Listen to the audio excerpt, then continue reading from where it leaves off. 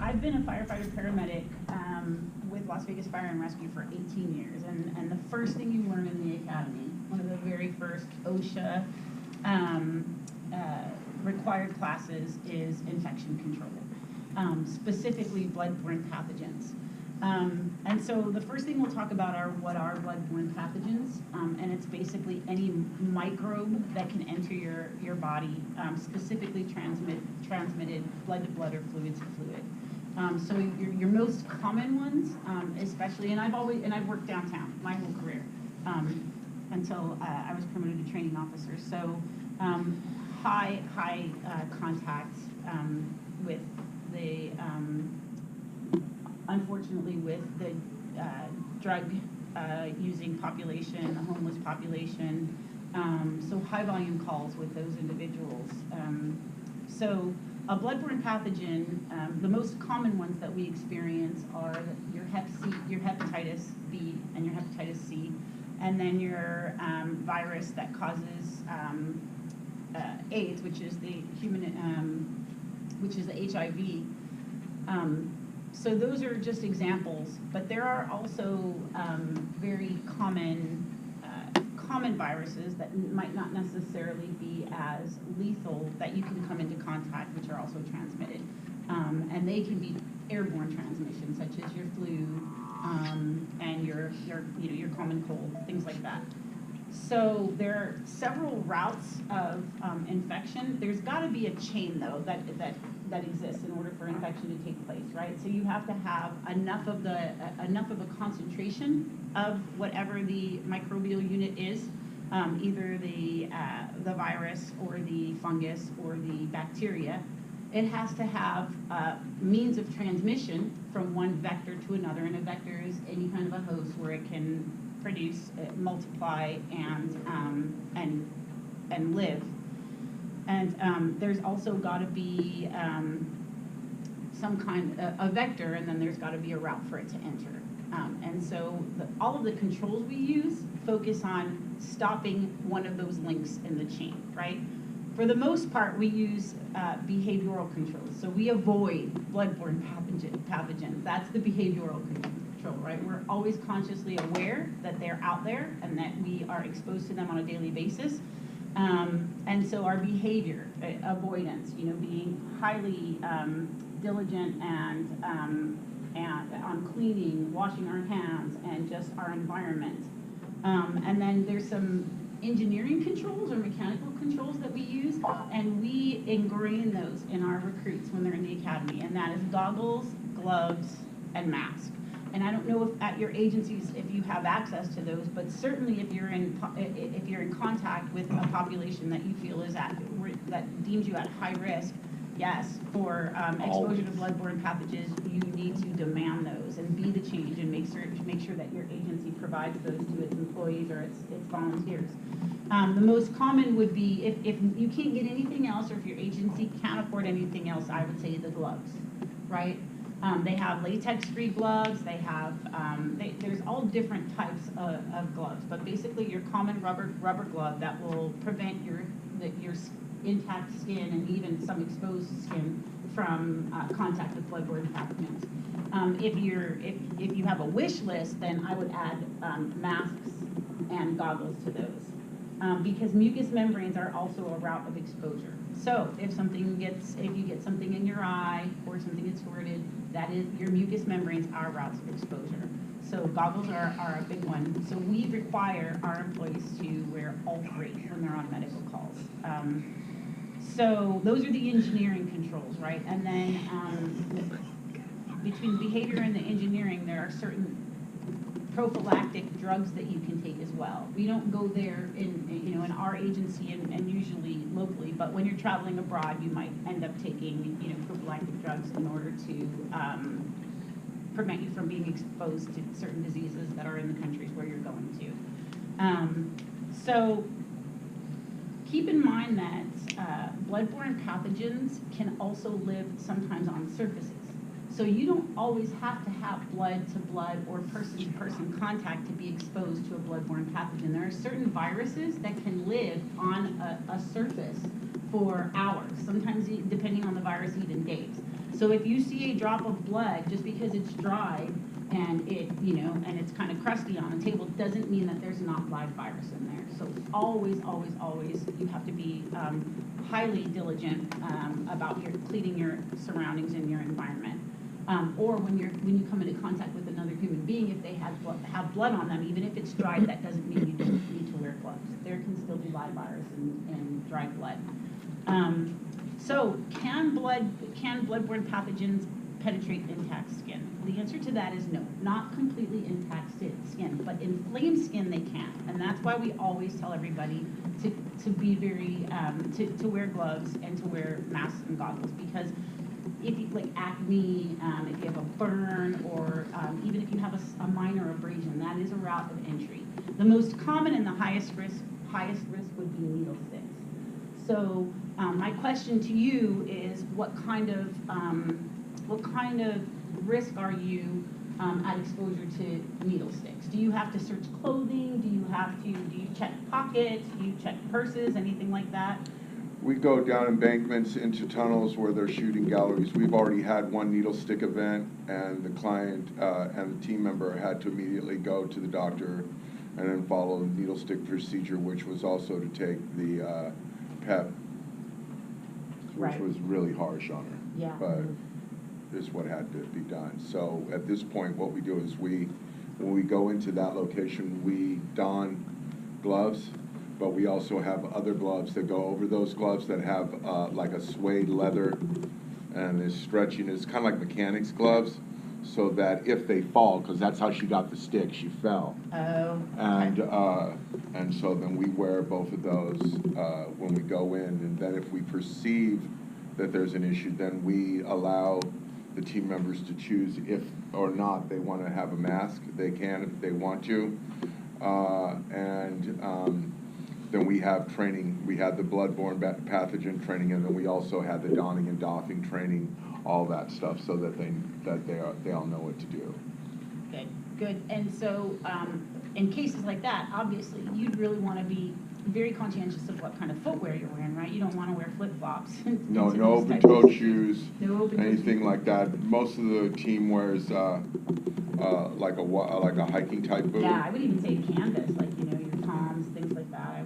I wouldn't wear those types of shoes either. I've been known to wear Chuck Taylors in there, but yeah, I don't go in every day, so. Yeah, you have to be careful, because needle sticks. So your needle sticks and any kind of puncture injury, those are your highest risk. That's where the most likely chance of actually getting an infection occur, right? Because it's usually that is a puncture wound, so it is a route of entry through your skin into your body.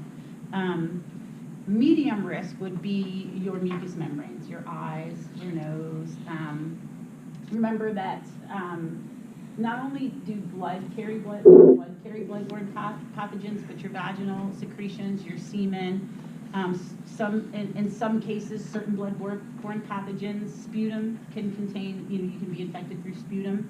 And then your low risk would be your indirect contact, so through an object, and even on a grazed skin. But your needle sticks are probably your highest risk for infection, and the treatment afterwards, it can be harsh. So the best practices are just to avoid them.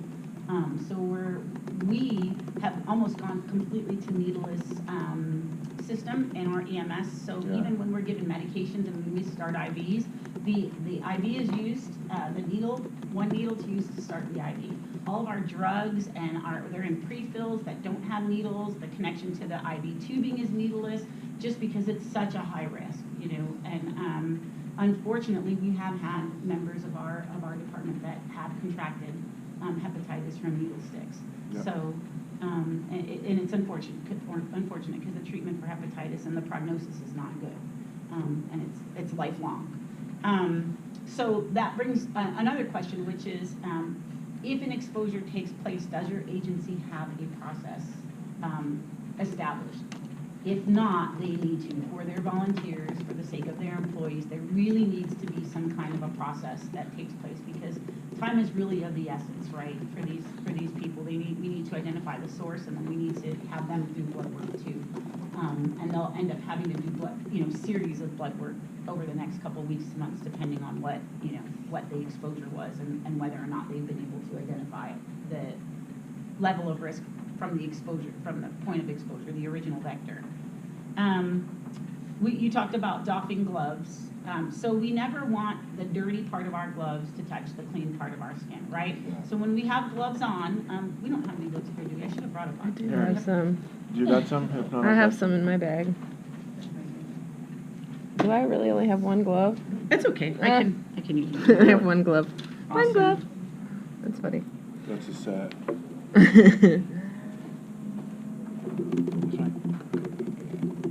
We're on the same training team.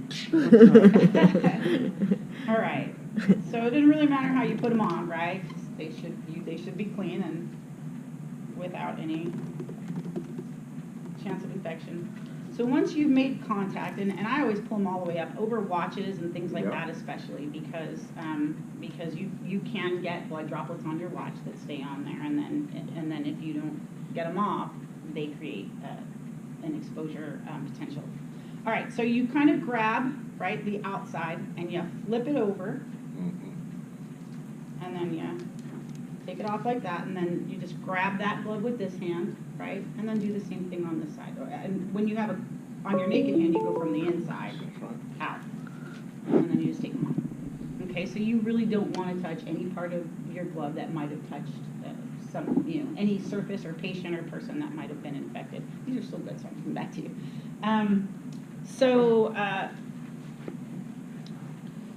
Goggles, there are a lot of different types of goggles, but basically even common sunglasses, what you want them to do is wrap around, to the side so that you protect the sides of your eyes and any other route of entry. And then for masks, the recommended mask would be an N95 mask, because that's the best protection against things like tuberculosis and your really bad airborne My one glove. pathogens. You can only touch people with your right hand. And then, procedural controls as well. We talked about behavioral and mechanical, and then procedural. If your agency doesn't have a policy for, if someone is bleeding, on a floor or something, if you don't have a policy, you really need to develop one for cleaning up infected controls. Usually the most common agent that we use, that's kind of an industry standard, is bleach, 1 in 10, diluted 1 in 10. We, obviously in the fire department, we have purchased commercial products that have bleach in them, but that, you have those wipes that kill everything. But if you don't have access to those wipes, which I highly recommend, if that's another wish list thing, if your agency doesn't have them, the surface wipes that you can clean equipment, tables, counters, I would highly recommend getting those. But at the very least, if you're on the minimal budget, is bleach, 1 in 10. Dilute it, put it in a spray bottle, and that'll kill most of your really bad stuff. As far as our skin, most your